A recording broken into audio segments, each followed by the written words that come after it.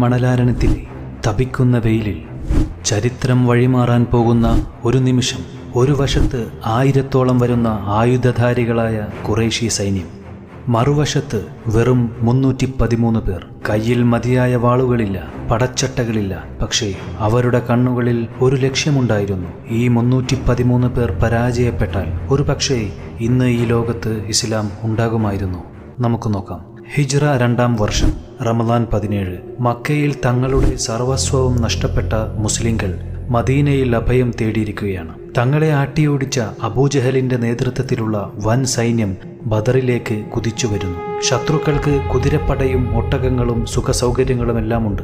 മുസ്ലിങ്ങൾക്കാകട്ടെ ആകെയുള്ളത് 2 കുതിരകളും 70 ഒട്ടകങ്ങളും മാത്രം. പക്ഷേ ആയുധത്തേക്കാൾ മൂർച്ചയേറിയ ഒരു ആയുധം അവരുടെ പക്കലുണ്ടായിരുന്നു. എന്താണെന്നറിയാമോ? യുദ്ധക്കളത്തിലെ മണൽത്തരികൾ പോലും നിശബ്ദമായ രാത്രി പ്രവാചകൻ മുഹമ്മദ് നബി സല്ലല്ലാഹു അലൈഹി വസല്ലമ അള്ളാഹുവിനോട് കൈകളുയർത്തി കരഞ്ഞു പ്രാർത്ഥിച്ചു.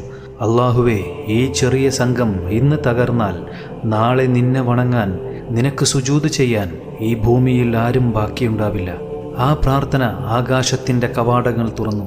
ആ നിമിഷം ആകാശത്തു നിന്ന് ഒരു സഹായം വരാനിരിക്കുകയായിരുന്നു. അത് ശത്രുക്കളെ ഞെട്ടിച്ചു കളഞ്ഞു. യുദ്ധം ആരംഭിച്ചു. ഖുറൈശികളുടെ കരുത്തരായ നേതാക്കൾ ഓരോരുത്തരായി വീഴാൻ തുടങ്ങി. മുസ്ലിങ്ങളുടെ പോരാട്ട വീര്യം കണ്ട് ശത്രുക്കൾ വിറച്ചുപോയി.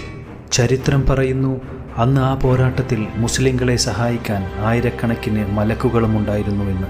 അബൂജഹലിൻ്റെ അഹങ്കാരത്തിന് ആ മണ്ണിൽ അന്ത്യം കുറിക്കപ്പെടാൻ ഇനി നിമിഷങ്ങൾ മാത്രം. അവസാനം അബൂജഹലും മറ്റു പ്രമുഖരും കൊല്ലപ്പെട്ടു. വലിയ സൈന്യം ചിതറിയോടി. സത്യത്തിൻ്റെ കൊടി ബദറിൻ്റെ മണ്ണിൽ ഉയർന്നുപാറി. 14 മുസ്ലിങ്ങൾ രക്തസാക്ഷികളായപ്പോൾ അഹങ്കാരവുമായി വന്ന ശത്രുപക്ഷം തകർന്നു തരിപ്പണമായി. പക്ഷേ ഈ വിജയത്തിന് ശേഷം പ്രവാചകൻ ചെയ്ത ഒരു കാര്യം ലോകത്തെ അതിശയിപ്പിച്ചു. അതെന്താണെന്നറിയാമോ?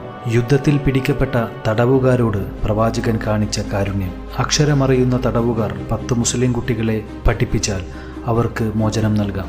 യുദ്ധം വെറും ചോരപ്പുഴയല്ല, മറിച്ച് അറിവിലേക്കും നീതിയിലേക്കുമുള്ള വഴിയാണെന്ന് ബദർ തെളിയിച്ചു. 313 പേർക്ക് ആയിരങ്ങളെ തോൽപ്പിക്കാമെങ്കിൽ, നിശ്ചയദാർഢ്യമുണ്ടെങ്കിൽ നമുക്കും ഏതൊരു പ്രതിസന്ധിയെയും മറികടക്കാം.